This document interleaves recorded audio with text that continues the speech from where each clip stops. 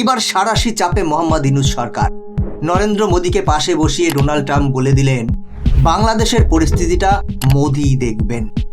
এও বললেন, মুম্বাই হামলার মূল চক্রী তাহিদ রানাকে ভারতের হাতে তুলে দেবে আমেরিকা। মার্কিন প্রেসিডেন্টের এই জোড়া বার্তায় বেজায় চাপে মোহাম্মদ ইউনূস সরকার এবং তার বন্ধু পাকিস্তান। ট্রাম্পের মন জয়ে তাই তড়িঘড়ি তার ঘনিষ্ঠ ইলন মাস্ককে বাংলাদেশের বাণিজ্যের প্রস্তাব দেন মোহাম্মদ ইউনূস। কিন্তু তাতে যে আর কাজ হবে না সেটাও হয়তো এতক্ষণে তিনি বুঝে গেছেন। মোদীকে পাশে বসিয়ে এরপর পাকিস্তানকেও কড়া হুঁশিয়ারি দেন ট্রাম্প। মুম্বাই হামলার পিছনে দুই মাথা ডেভিড হেডলি এবং তাহিদ রানাকে এবার ভারতের হাতে তুলে দিচ্ছে আমেরিকা।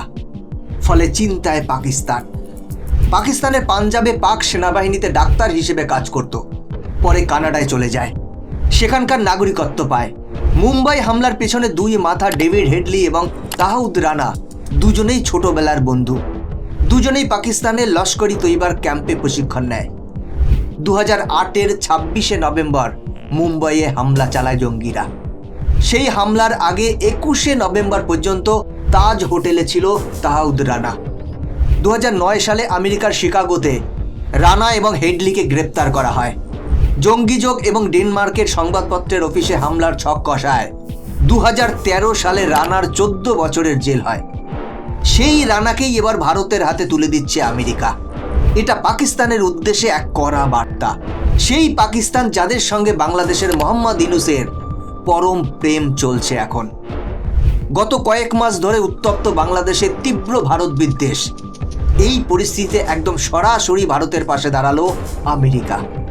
বাংলাদেশের পরিস্থিতি নিয়ন্ত্রণের ভার প্রধানমন্ত্রী নরেন্দ্র মোদীর হাতে ছাড়লেন মার্কিন প্রেসিডেন্ট ডোনাল্ড ট্রাম্প। গত আগস্টে শেখ হাসিনা বাংলাদেশ ছাড়েন। তারপর থেকেই বাংলাদেশে অস্থিরতা চরমে উঠেছে। বারবার কট্টরপন্থীরা টার্গেট করছেন সে দেশের সংখ্যালঘু হিন্দুদের। তাদের বাড়িঘর জ্বালিয়ে দেওয়া হচ্ছে, দোকানপাট লুট করা হচ্ছে, মন্দির ভাঙা হচ্ছে। সেই সঙ্গে ভারতের বিরুদ্ধেও তারা সুর চড়িয়েছে। সীমান্তে উস্কানি থেকে হাস্যকর হুমকি, কিছুই বাদ নেই।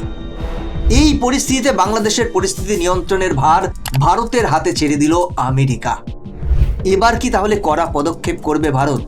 ইউনূস সরকারকে এবার কি উচিত শিক্ষা দেবে? ফলে ট্রাম্পের এই ঘোষণায় ঢাকাও চাপে। ভয় পেয়ে এখন তারা যেন তেন প্রকারে ট্রাম্পের মন পেতে চাইছে। তাই মোহাম্মদ ইউনূসকে এবার ফোন করতে হচ্ছে ট্রাম্প ঘনিষ্ঠ ইলন মাস্ককে।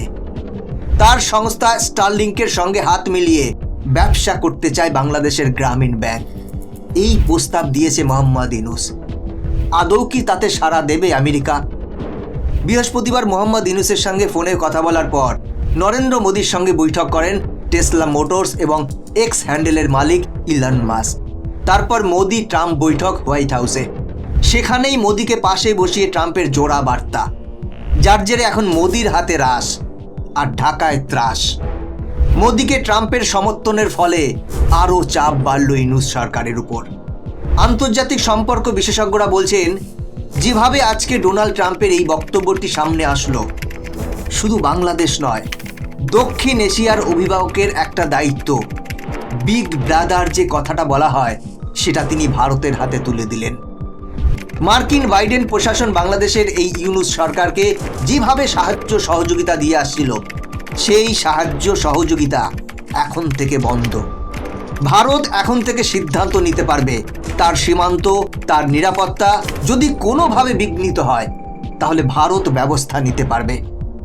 কিছু লোক হয়তো আলোচনা করছেন যে একদম সরাসরি সার্জিক্যাল স্ট্রাইকের মতো কোনো বড় পদক্ষেপ নেওয়া উচিত। কেউ হয়তো বলছেন যে না, আরও বেশি, অনেক ইকোনমিক স্যাংশন চাপানো হোক বাংলাদেশের বিরুদ্ধে, বা ভিসার বিষয়টাতে আরও কড়াকড়ি করা হোক। কিন্তু আমার মতে এগুলি খুব ভালো পন্থা নয়। আমাদের সার্বভৌমত্বের রেসপেক্ট করার যে নীতিটা রয়েছে সারা বিশ্ব তথা দক্ষিণ এশিয়ার প্রতি, তার থেকে যদি আমরা সরে যাই, সেটা যে কোনো কারণেই হোক না কেন, সেটা কিন্তু ঠিক হবে না। কারণ ভারতবর্ষ উদার নীতিতে বিশ্বাস করে। আমাদের দায়িত্ব বাংলাদেশকে আবার মূল স্রোতে ফেরানো, মৌলবাদের খপ্পর থেকে বের করা, বাংলাদেশের সাধারণ নিরীহ মানুষকে তার স্বাভাবিক ছন্দে ফিরিয়ে বাংলাদেশকে আবার মূল স্রোতে ফেরানো এবং ভারতের একটি ডিপেন্ডেবল বন্ধু হিসেবে দক্ষিণ এশিয়াতে ভারতকে প্রতিষ্ঠিত করা। বাংলাদেশের আইন শৃঙ্খলা রক্ষাই এখন চ্যালেঞ্জ মোহাম্মদ ইউনূসের। আন্তর্জাতিক সম্মেলনে মোহাম্মদ ইউনূসের সাক্ষাৎকার সেই অসহায়তাই ফুটে উঠেছে। দেশে আইন শৃঙ্খলা রক্ষাই প্রধান চ্যালেঞ্জ বলে দাবি তদারকি সরকারের প্রধানের।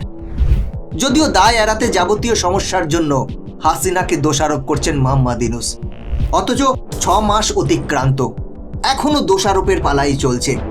মোহাম্মদ ইউনূসের একের পর এক ভুল পদক্ষেপের ফলে বাংলাদেশের জনজীবন দুর্বিষহ হয়ে পড়েছে। দ্রব্যমূল্য আকাশ ছুঁয়েছে, অথচ সেই দিকে কোনো ভ্রুক্ষেপ নেই। এবার দেখার ভারত কি পদক্ষেপ নেয়, পরিস্থিতি কোন দিকে যায়। বন্ধুরা, আজকের ভিডিও এখানেই শেষ করছি।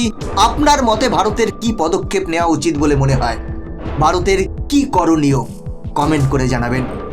এরকমই ইনফরমেটিভ ভিডিও দেখার জন্য চ্যানেলটিকে সাবস্ক্রাইব করে বেল আইকনটি প্রেস করে রাখুন।